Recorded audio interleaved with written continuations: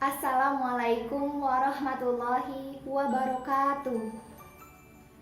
Perkenalkan, nama saya Cita Lestari dengan nomor induk mahasiswa 120303035.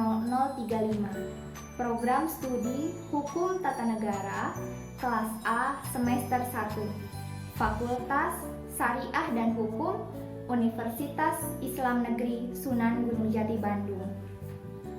Saya akan mempresentasikan mengenai Pancasila, mulai dari pengertian, sejarah, landasan, ideologi, dan filosofinya, yang merupakan ujian akhir semester 1 mata kuliah Pendidikan Pancasila dan Kewarganegaraan.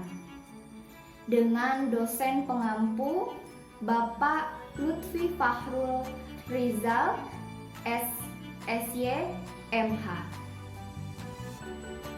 Setiap negara yang ingin maju, ingin selalu berdiri kokoh, perkasa, kuat, dan tidak mudah terombang-ambing oleh pengaruh bangsa-bangsa di dunia, serta siap dalam menghadapi rumitnya persoalan hidup, maka perlu untuk memiliki dasar negara dan ideologi negara yang kokoh dan kuat pula.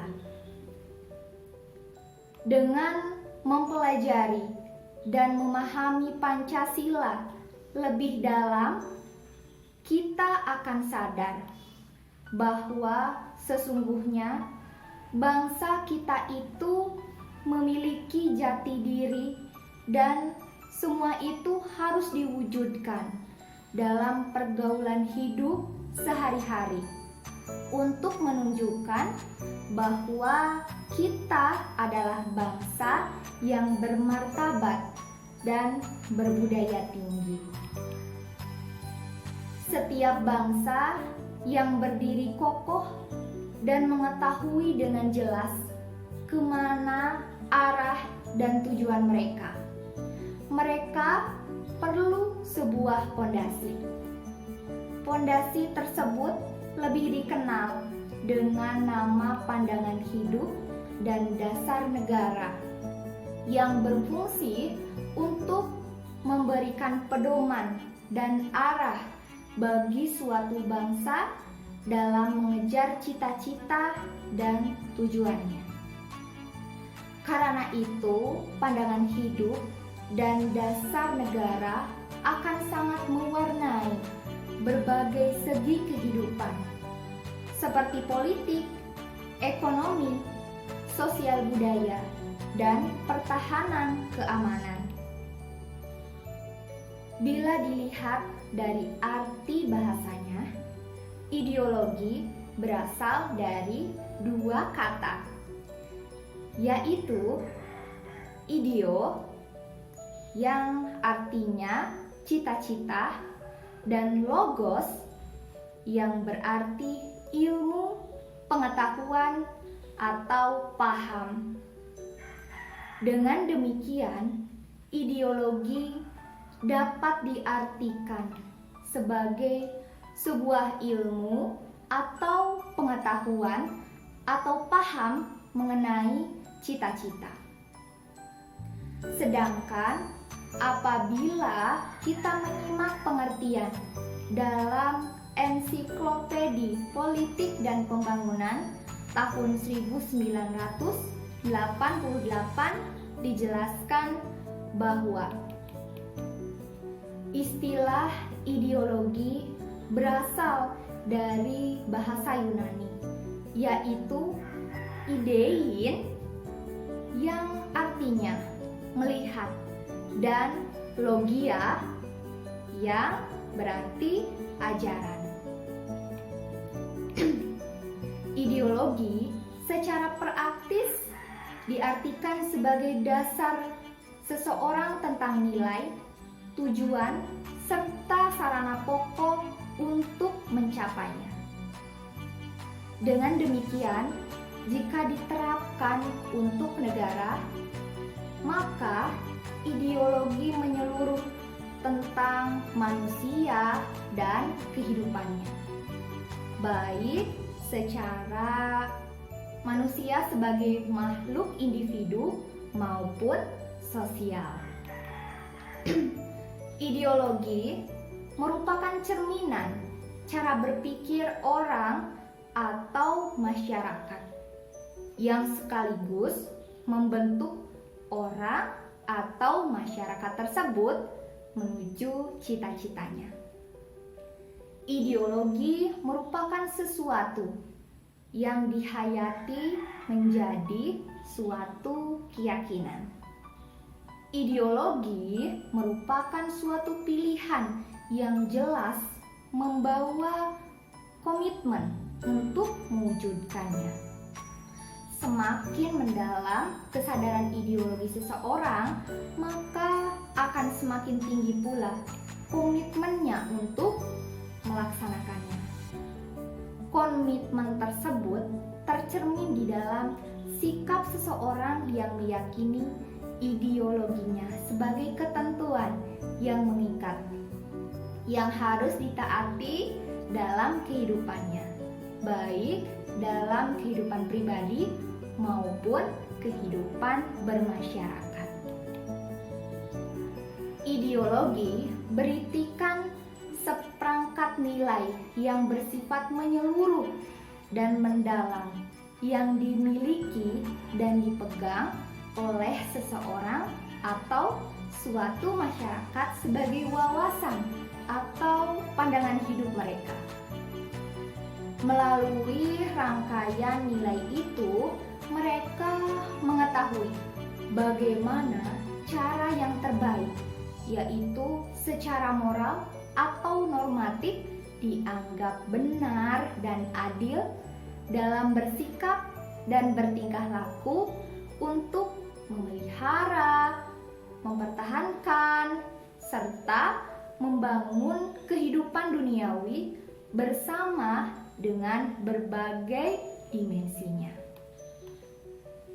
Ideologi diartikan sebagai ajaran, doktrin, atau ilmu yang diyakini kebenarannya, disusun secara sistematis dan diberi petunjuk pelaksanaannya dalam menanggapi dan menyelesaikan masalah yang ada dalam kehidupan bermasyarakat, berbangsa, dan bernegara.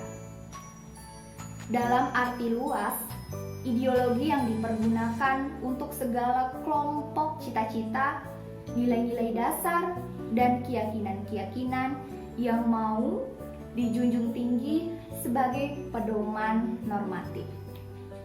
Dalam arti sempit, ideologi adalah gagasan-gagasan atau teori yang menyeluruh tentang makna hidup dan nilai-nilai yang mau menentukan dengan mutlak bagaimana manusia hidup dan bertindak. Pancasila merupakan pandangan hidup dan kepribadian bangsa Indonesia. Sebagai pandangan hidup, Pancasila mengandung nilai-nilai kehidupan bangsa yang dijunjung tinggi, diyakini, serta dijadikan pedoman di dalam kehidupan sehari-hari oleh bangsa Indonesia. Pada awal kemerdekaan, masa pemerintahan Orde Lama, Orde Baru, bahkan sampai sekarang pada era reformasi ini, masih banyak warga negara yang belum memahami sepenuhnya tentang nilai-nilai yang terkandung di dalam Pancasila. Bahkan masih banyak pula warga negara yang belum memahami rumusan Pancasila yang benar dan sah. Sehubungan hal tersebut, maka setiap warga negara perlu diberikan pengertian yang benar tentang rumusan Pancasila yang benar dan sah, serta perlu memahami tentang nilai-nilai apa yang terkandung di dalam Pancasila itu. Istilah Pancasila telah dikenal sejak zaman Majapahit pada abad ke-14, yaitu terdapat dalam buku Negara Kertagama karangan Empu Prapanca dan dalam buku Sutasoma karangan Empu Tantular.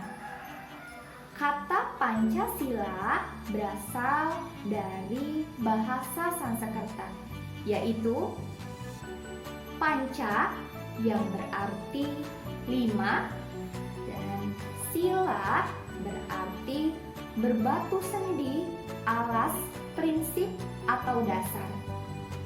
Pancasila juga berarti pelaksanaan kesusilaan yang 5.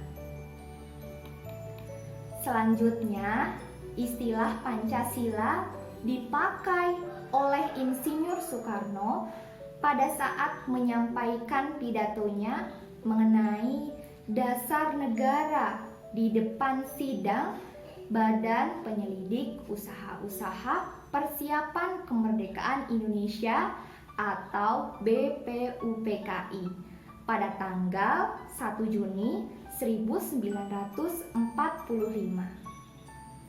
Oleh Insinyur Soekarno, pada saat itu Pancasila dimaksudkan untuk menjadi dasar negara dari negara Republik Indonesia.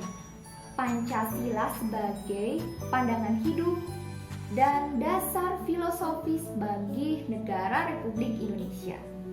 Presiden Soekarno menyampaikan 5 dasar negara yang kemudian ia namakan Pancasila.